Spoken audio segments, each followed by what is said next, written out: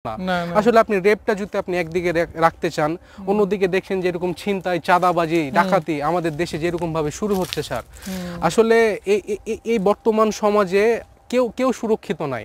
তাই আমি চাই স্যার, বিশেষ করে খাস করে যেগুলো রেপিস্ট কেস, এগুলোকে অ্যাজ সুন অ্যাজ পসিবল তাদেরকে বিচারের আওতায় এনে তাদেরকে কঠিন থেকে কঠিনতম শাস্তি দেওয়া হোক। 15 বছর 18 বছর আমরা যে স্বৈরাচারের শাসন থেকে বিতাড়িত করতে পেরেছি তাকে, তার জন্য আমরা কিন্তু অনেক হ্যাপি।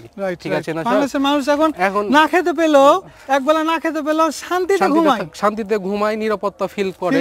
কিন্তু স্যার এখন আমি চাই এই বর্তমান সিচুয়েশনে ইসলামিক একটা শাসন, ইসলামিক একটা শিক্ষা প্রত্যেকটা মানুষ, প্রত্যেকটা পরিবারের পর্যায়ে যেন পৌঁছে যায়। আসসালামু আলাইকুম ওয়া রাহমাতুল্লাহ। My dear brothers and sisters, I hope you are doing great. We are too right now. As you can see in front of the camera, Mr. Mamun. Mr. Mamun is very active and conscious and good citizen in our country. And today we picked a topic that is all about rape that is happening every day, every night in our country. So we will talk about Asia, the recent incident that took place. It's very sad news for Bangladeshi people, for Islamic people, for everyone. So Mr. Mamun, can you please tell me, what do you think about Asia and what is happening in our country after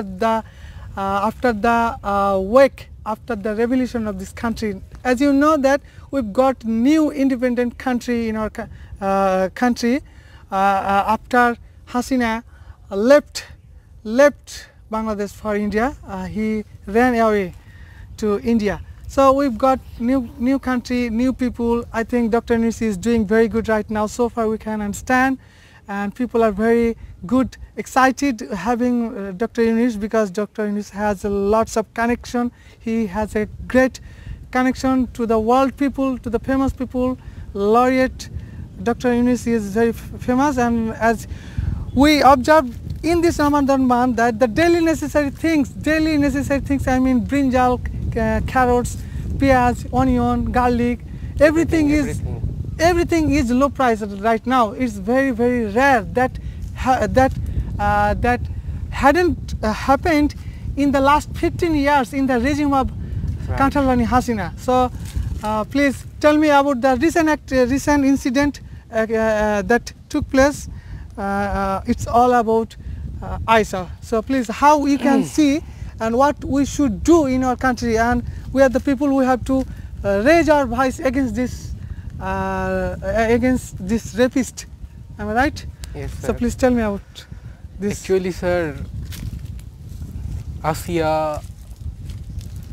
was just 9 or 10 years old. Oh yes. Okay. He actually raped his own family's member. Oh really? Yes. How is it possible in Ramadan month? Yes, sir. I think that's the what I can say about that. It's actually who is raped her. He is actually his brother-in-law, and brother-in-law's fathers. It's very sad. They actually have to be hanged. Yes, hanged, and they all together it's a gang rape. I think they have to have death penalty. Yes, and she suffers last 8 or 9 days, and after in ICU, and after she will die. And that's a lot of suffering, sadness, and others, too many bad memories. Right. Actually আসলে মানে এটা আসলে ভাষায় বলার মতো না।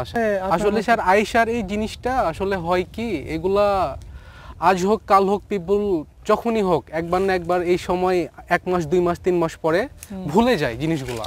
আসলে মানুষ ভুলে, এটাই স্বাভাবিক। কিন্তু আমি চাই যে এই জিনিসগুলা যখন হয়, জঘন্যতম কাজগুলা যখন বাংলাদেশে কেউ করে বা করার সাহস যোগায়, তখনই আসলে তার উপরে কি পানিশমেন্ট হওয়া উচিত, বা সে যেন বুঝতে পারে আসলে আমি এই জিনিসটা যদি করি তো আমার আসলে কিরকম শাস্তিটা হওয়া উচিত, আর ওই জিনিসটাই আমাদের দেশে এখন বর্তমানে নাই, যেটা আমরা খুব ভুক্তভোগী। যার জন্য আসলে আমরা সব ছেলে মেয়ে উভয় কেউ কিন্তু বাংলাদেশে এখন সুরক্ষিত না। আসলে আপনি রেপটা যদি আপনি একদিকে রাখতে চান, অন্যদিকে দেখছেন যেরকম ছিনতাই, চাঁদাবাজি, ডাকাতি আমাদের দেশে যেরকম ভাবে শুরু হচ্ছে স্যার, আসলে এই বর্তমান সমাজে কেউ সুরক্ষিত নাই। তাই আমি চাই স্যার, বিশেষ করে খাস করে যেগুলো রেপিস্ট কেস, এগুলোকে অ্যাজ সুন অ্যাজ পসিবল তাদেরকে বিচারের আওতায় এনে তাদেরকে কঠিন থেকে কঠিনতম শাস্তি দেওয়া হোক, এবং মানুষ যেন এইসব কিছু করার ক্ষেত্রে বা আগে যখনই তারা এরকম কিছু করতে যাবে তাদের অবশ্যই 10 বার ভাবা উচিত যে আসলে আমি এই কাজটা করার পর আমার কি হতে চলেছে, এই দেশের আইন অ্যাকচুয়ালি আমাকে কিরকম শাস্তি দিবে। ঠিক আছে না স্যার? এরকম আসলে আমাদের স্পেশালিস্ট এটার জন্য থিসিস কেউ করে না, এটার জন্য রিসার্চ কেউ করে না, যার জন্য স্যার আমাদের দেশে প্রতিনিয়ত এই সামান্য 9 বছরের শিশুগুলাকে যখন কেউ রেপ করে, আসলে স্যার তাদের চিন্তা ভাবনা নরপশুর চাইতে খারাপ, এটা আমি মনে করি। ইসলামী খেলাফত অনুযায়ী তাদের তো শাস্তি আরো জঘন্যতম, বাট সেগুলা অন্তত না হলেও বাংলাদেশের যে একটা আইন আছে সে আইন অনুযায়ী রেপিস্টের শাস্তি আমি চাই অ্যাজ সুন অ্যাজ পসিবল, তাদের মানে শাস্তিটা যেন খুব তাড়াতাড়ি হয় স্যার। এটাই আমার মন্তব্য। আপনার মূল্যবান বক্তব্য থেকে এটাই প্রমাণিত হলো যে এটা শাস্তি ইনস্ট্যান্টলি হইতে হবে এবং খুব দ্রুত হইতে হবে এবং এটা কঠোর শাস্তি হতে হবে। বিভিন্ন সময় যারা যখন ক্ষমতায় থাকে, পাওয়ারে থাকে, তখন তারা তাদের ক্ষমতাকে কাজে লাগিয়ে ম্যানিপুলেট করে তারা এটাকে গত 16-17 বছরের কাঁঠাল রানী হাসিনা যেমন করছিল স্যার, অনেক রেপিস্ট তার আয়তে। আমি সেদিন কোন একটা প্রতিবেদনে দেখলাম প্রায় 25,000 রেপিস্টের মধ্যে মাত্র 5 জন আসামির ফয়সালা হয়েছে, বিচার হয়েছে, আর বাকি ম্যানগুলো স্যার অ্যাকচুয়ালি কি করছে, তারা জেলে তারা কেন থাকবে স্যার, কি করছে, কিভাবে বের পাচ্ছে?